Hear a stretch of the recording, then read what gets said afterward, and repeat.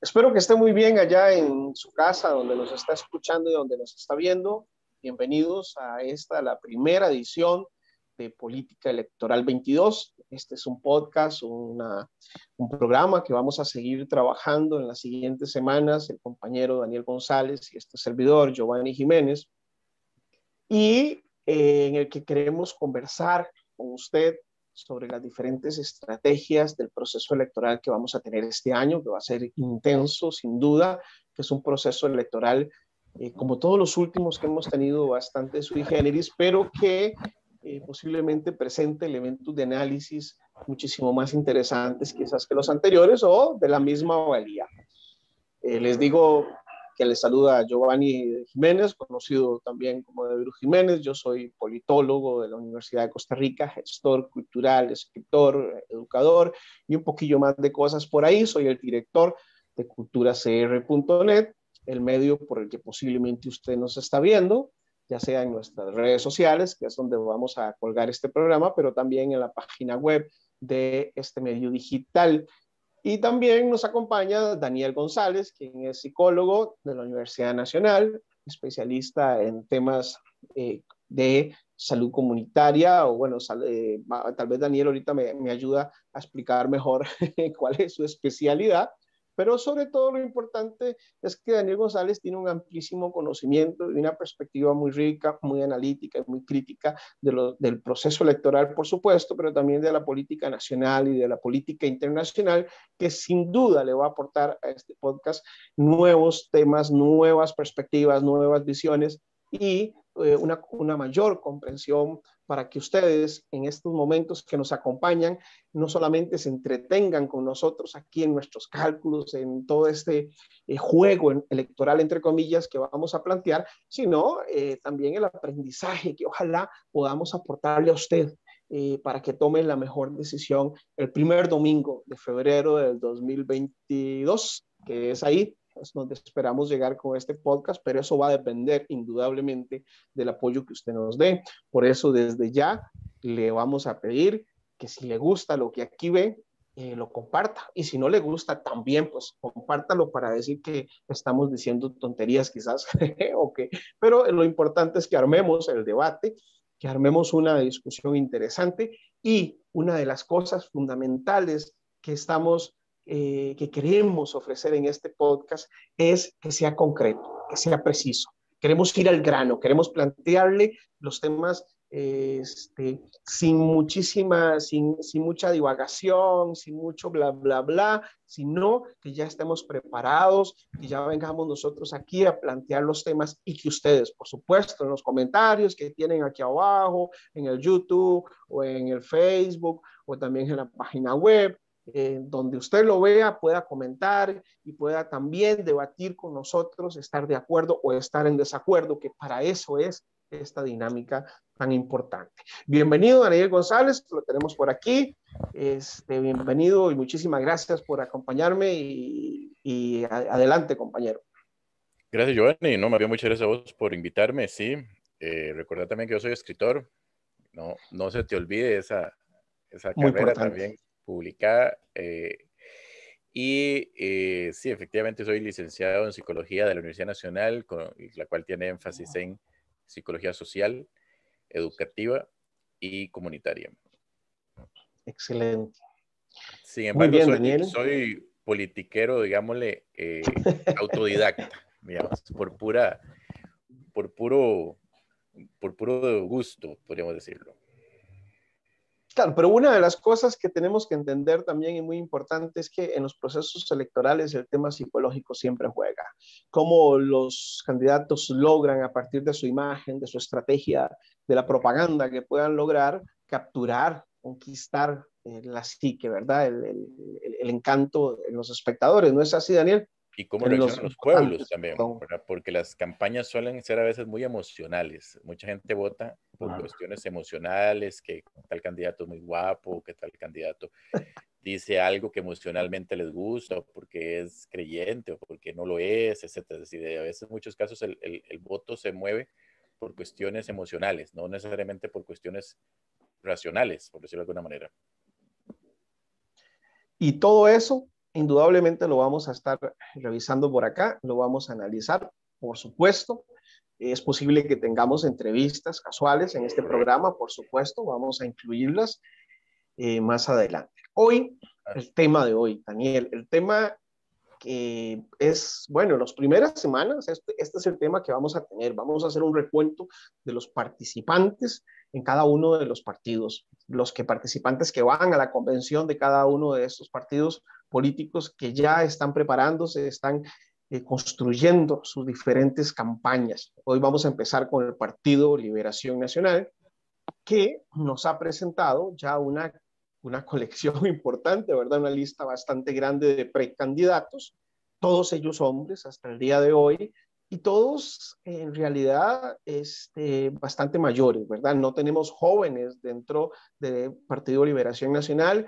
El menor de ellos es Carlos Ricardo Benavides, que tiene 58 años, y muchos de estos señores en realidad nos están presentando, de lo que hemos podido observar, un relato electoral tradicional, un relato, un discurso en el que se están moviendo pues, razonamientos o criterios muy del lado de la política tradicional. Algunos otros están queriendo descollar en algunos otros temas, pero ya vamos a ir poco a poco y como les hemos ofrecido con precisión a analizar estos candidatos y cada uno de ellos, lo que cada uno de ellos presentan.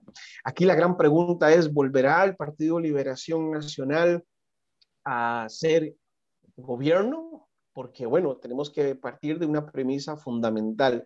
Es el ciclo electoral histórico que enfrentamos en este país, es decir, durante la Segunda República, que podemos hablar de que empieza a partir de la constituyente del 49, de nuestra Constitución, de la segunda, después de la Guerra Civil del 48, ningún partido ha gobernado 3 veces consecutivas. Entonces, esta elección tiene esta particularidad. Si el PAC vuelve a gobernar, rompe con ese ciclo histórico o seguimos con la alternabilidad que se había tenido durante la época del bipartidismo, en la que normalmente entre la Unidad y Liberación, que habían sido los únicos gobernantes en este país, se iban alternando y el que más había logrado, normalmente Liberación Nacional, eran 2 periodos consecutivos de 4 años.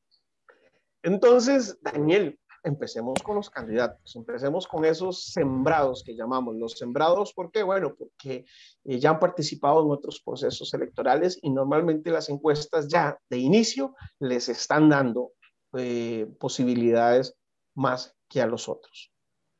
Sí, correcto, eso que mencionas es muy cierto.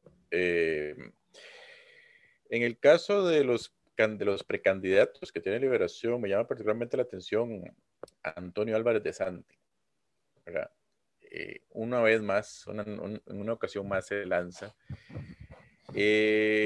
Don Antonio creo que ya está por romper el récord de la persona que más veces ha intentado ser candidato presidencial de un país, ¿verdad? Más veces ha intentado ser presidente de un país. Creo que ya superó a Otto Guevara, ¿verdad? Si contamos. Más que Guevara, eso es interesante.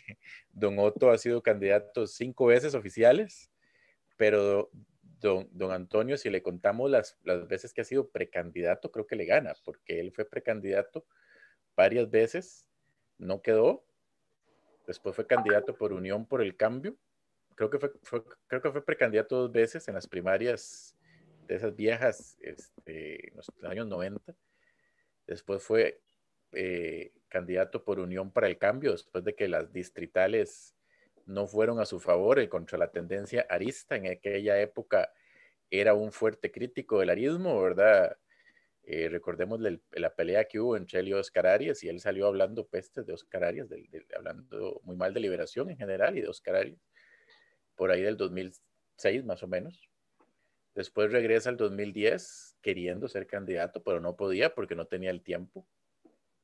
Y bueno, logra ser candidato en el 2018 y ahora lo va a intentar una vez más. Yo ahí cuento unas 6, 7 veces. Insisto, creo que él está ganando ya a Don Otto en intentos fallidos. Y esta vez sin el apoyo del arismo, posiblemente.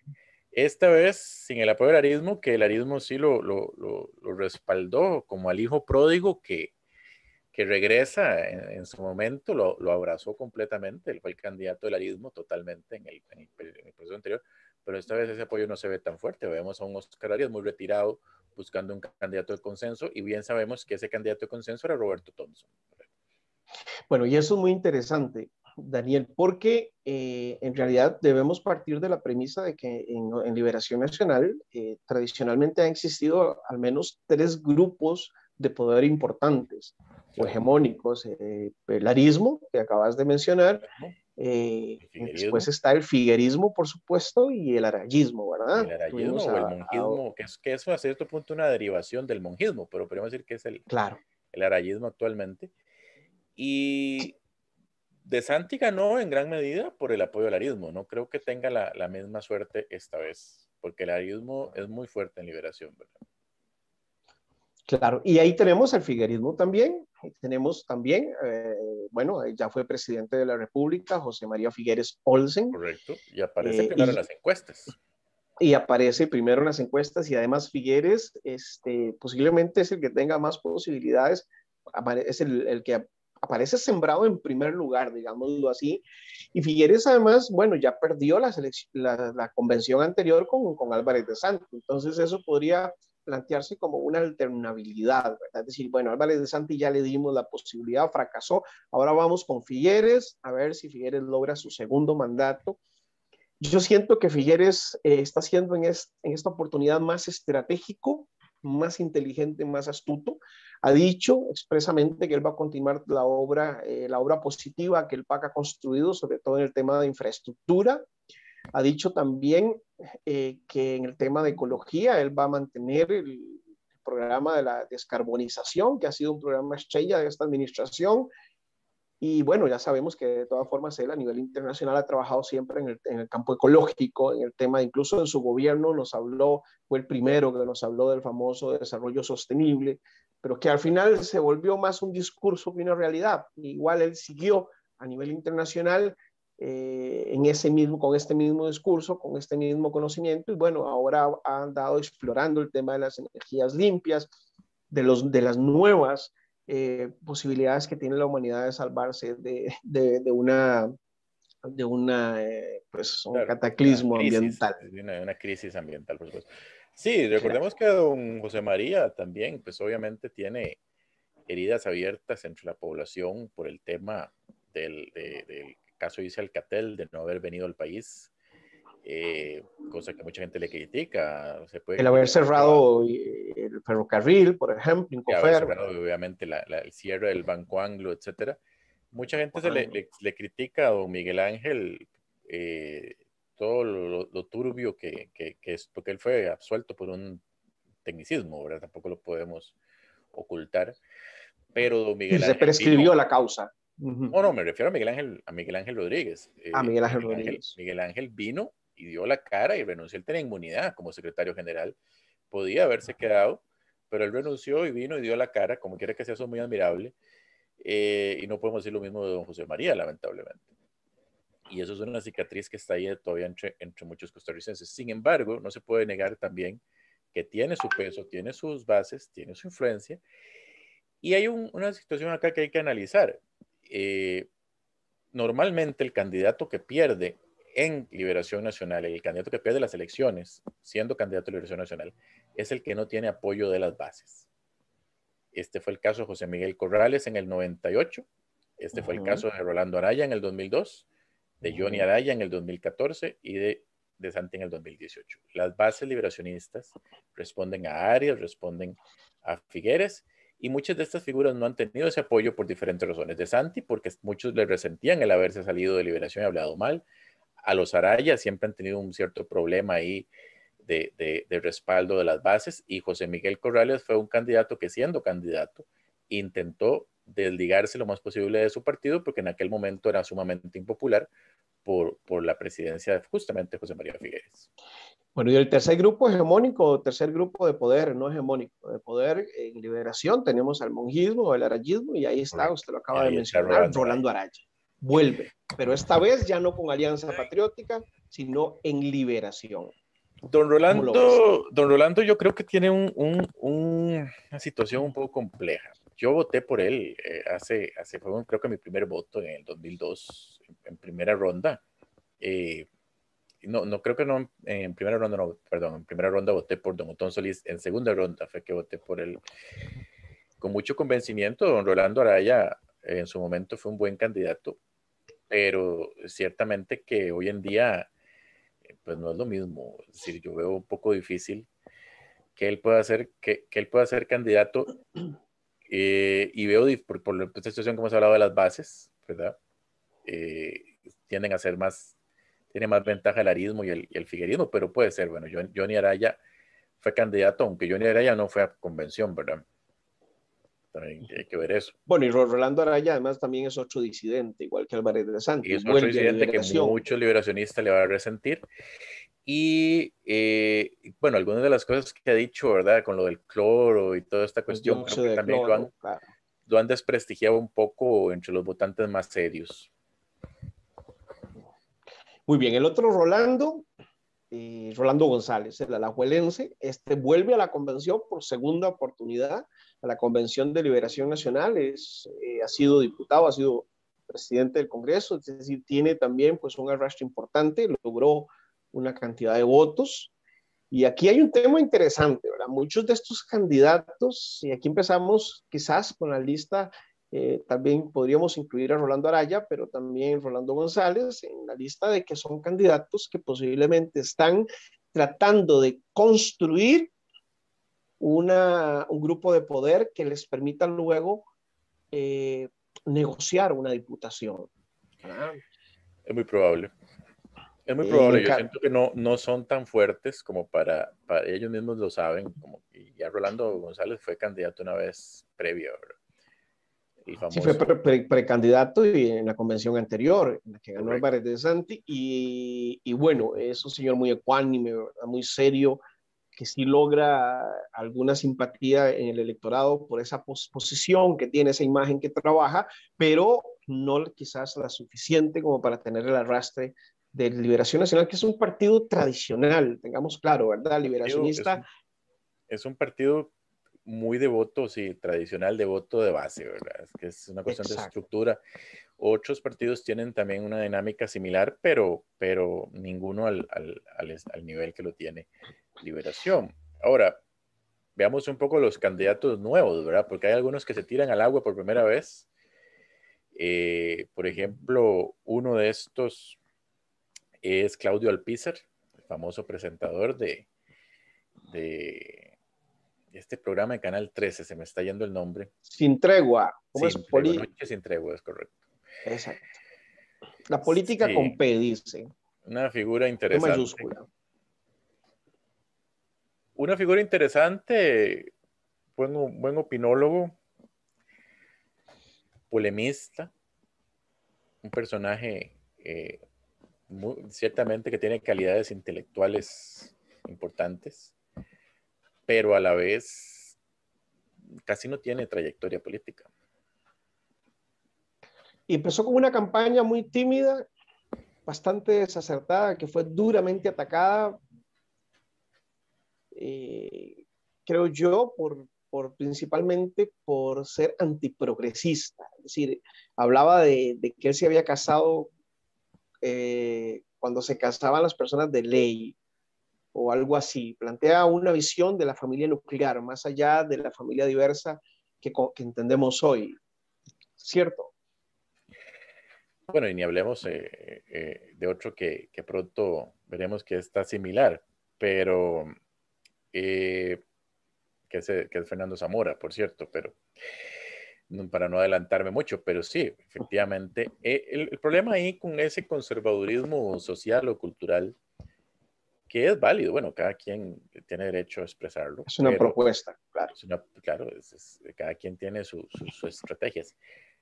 El problema que veo yo es que el candidato liberacionista que acuerpe esos principios va a tener problemas y se vio ya dos veces, ¿verdad? Johnny Araya sacó esa carta en la segunda ronda pasada y él dijo que él era pro familia y que el PAC estaba a favor del aborto y que estaba a favor de los gays y toda esta cuestión. Y lo mismo hizo Antonio Álvarez de Santi en la primera ronda. Él sacó hasta un famoso panfleto, ¿verdad? Donde decía que era pro familia y que estaba a favor de la vida y toda esta cuestión. Y yo creo que eso no funciona dentro del liberacionismo porque una buena parte de las bases liberacionistas son progresistas. Tanto el liberacionista joven como el liberacionista, tal vez un poco más de la vieja escuela socialdemócrata. Los socialdemócratas a nivel internacional, ¿verdad? La internacional socialista tiene posiciones progresistas en esos temas. Entonces, hay un sector, por supuesto, de la liberación que es conservador, pero siento que eso desentona con una buena parte de su electorado.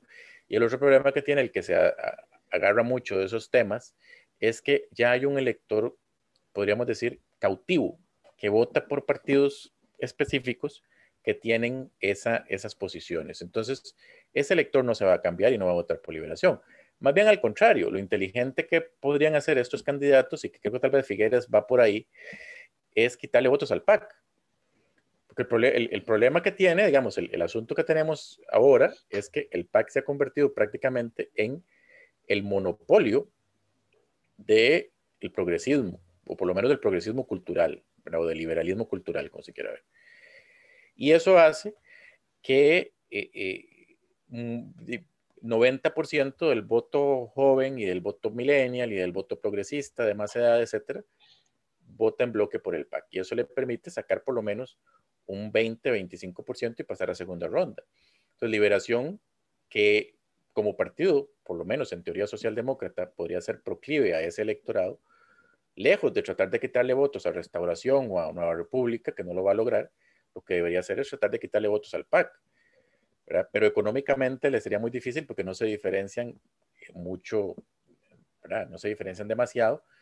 En lo que le pueden quitar votos al PAC es en convertirse en el imán de ese voto progresista.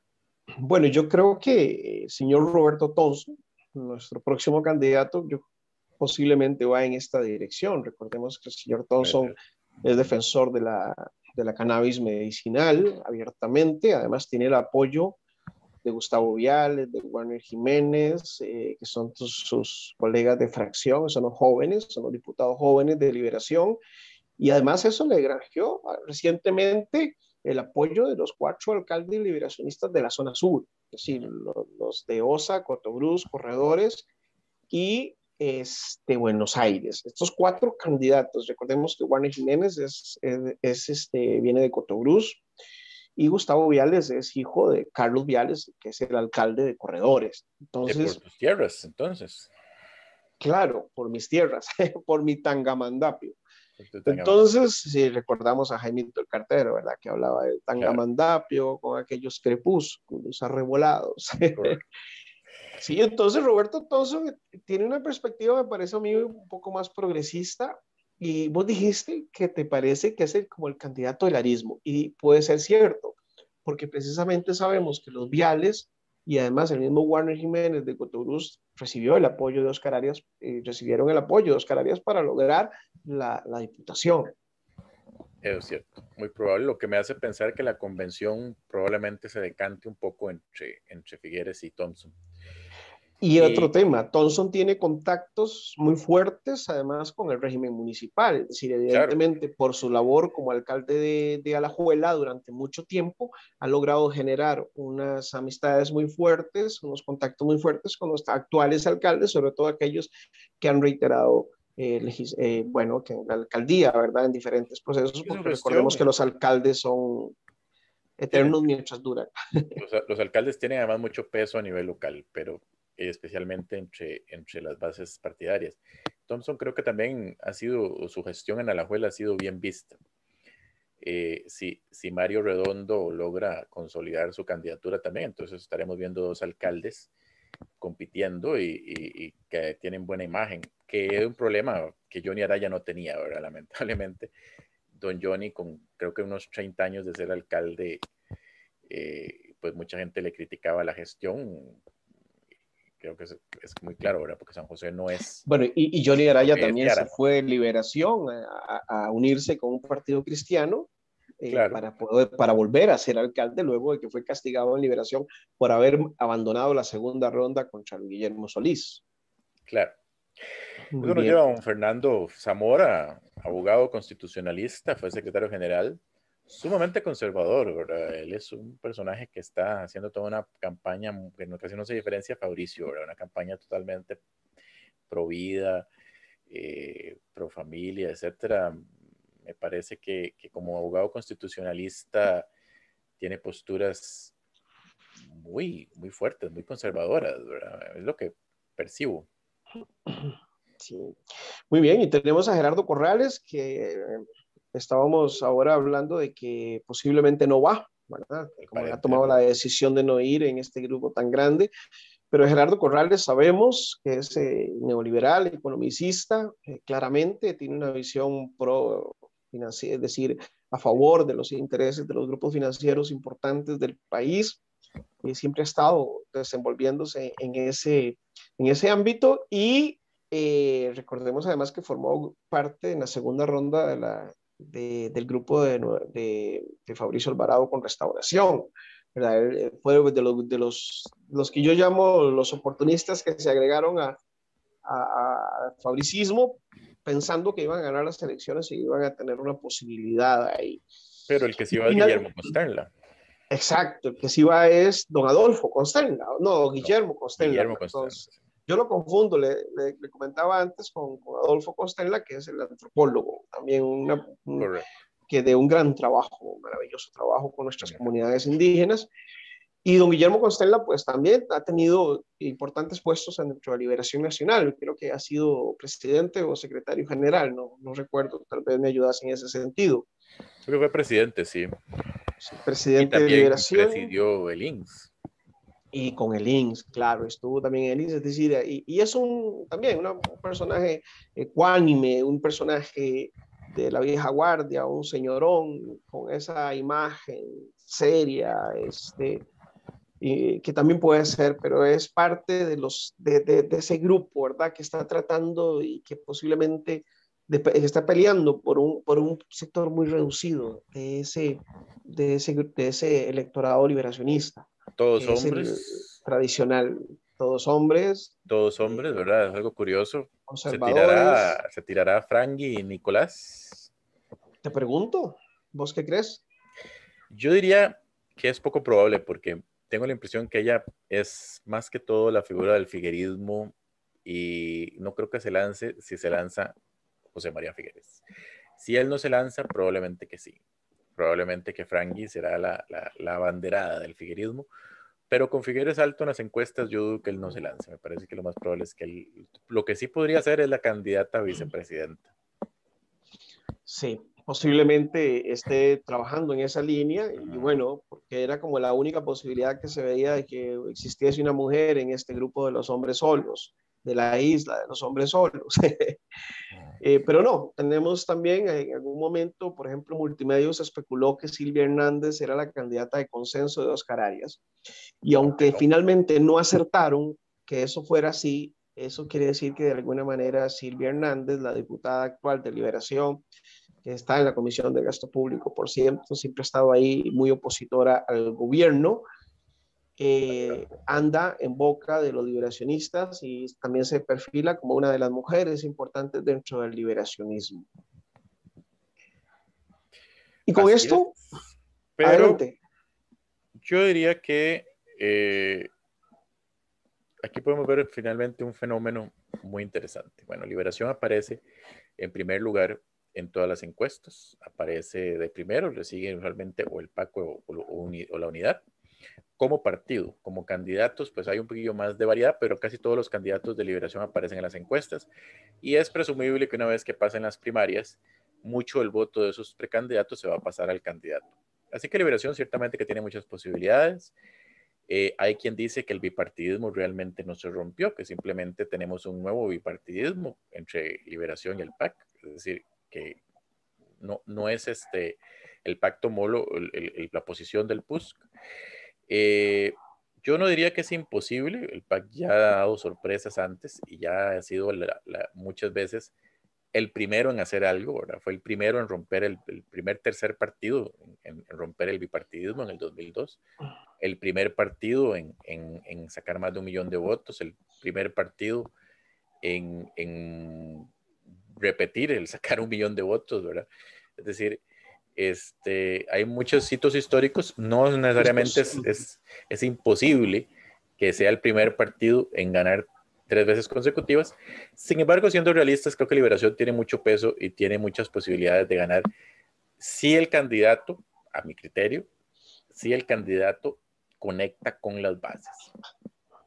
Y bueno, por eso precisamente don Oscar Arias quiso buscar una candidata, que era Rebeca Greenspan, una candidata de consenso. Doña Rebeca Greenspan.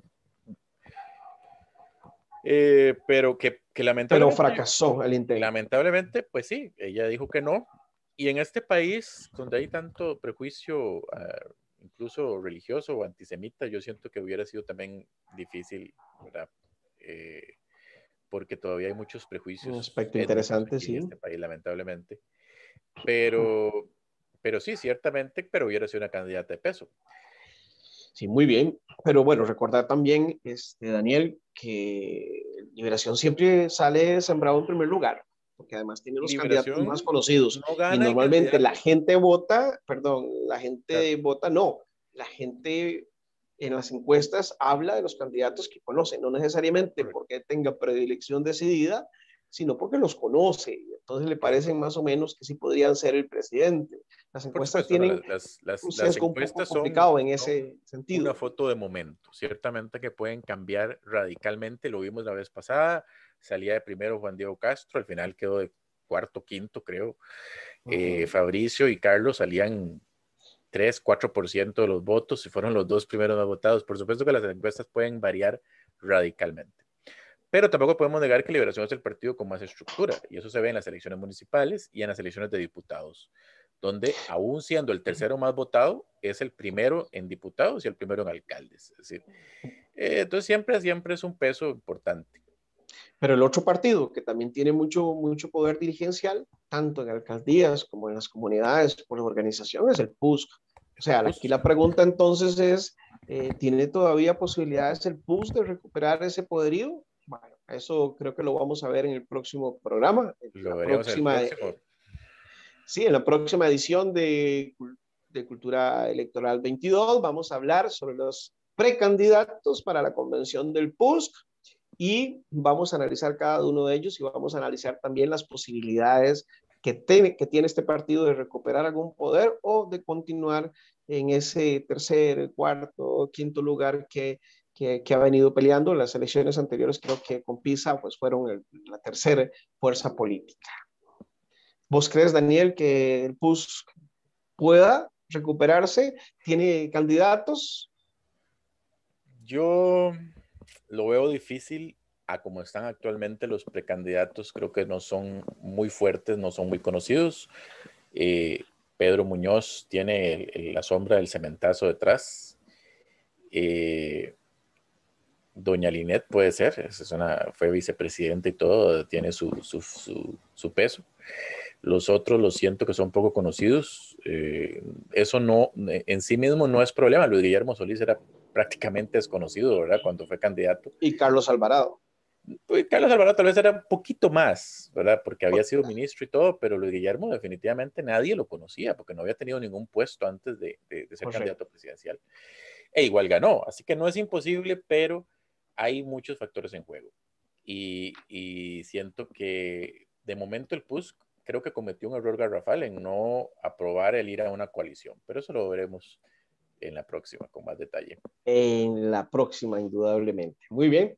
Entonces, primero, decirles que la próxima vamos a hablar sobre el PUSC, vamos a hacer el análisis de las estrategias del PUSC, de las posibilidades que tiene el PUSC, el Partido de Unidad Social Cristiana, de crecer y además de los procesos internos de la convención y otros temas que también se están conversando en los últimos momentos. Vamos a ver si tal vez el Tribunal Supremo de Elecciones ya ha dictaminado si las convenciones se van a hacer por el tema de la pandemia o no. Es decir, tenemos muchísimos temas que queremos compartir con ustedes, así que recuerden, compartir es fundamental para que esto funcione, para que nosotros sigamos en este debate con ustedes, para que sigamos aportándoles este análisis de posibilidades que ustedes compartan y que tengamos muchísima gente.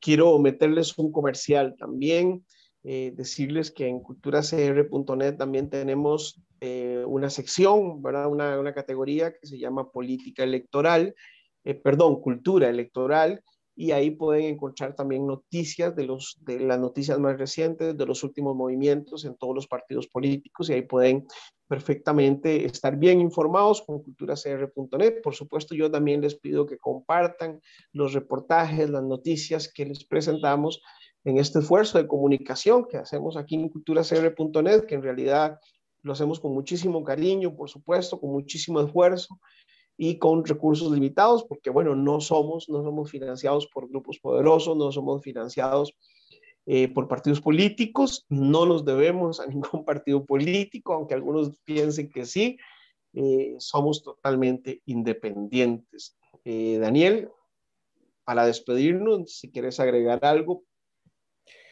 Bueno, no, solamente que muchas gracias por escucharnos y que no olviden comentar, compartir y dar like. Muy bien, nos vemos entonces. Recuerden que los miércoles a las 6 vamos a estar publicando los podcasts para que ustedes los puedan buscar en las redes sociales y obviamente también se los vamos a enviar por los diferentes medios que nosotros tenemos en WhatsApp, en Telegram, los grupos de Facebook, por supuesto también por correo electrónico para los que son suscriptores de Cultura CR y todas las plataformas, los medios y las posibilidades que tenemos de hacerles llegar a ustedes todos estos contenidos para que ustedes puedan disfrutarlos, entretenerse, informarse, sobre todo eso, informarse bien, porque ahora que estamos llenos de todo este montón de noticias falsas, que son un fenómeno terriblísimo, nosotros queremos aportarles a ustedes principalmente tratando de ajustarnos a lo que realmente sucede sin especular. Que tengan un muy buen día. Bueno, en este caso ustedes lo van a estar viendo el miércoles, entonces muy buenas noches y nos vemos la próxima.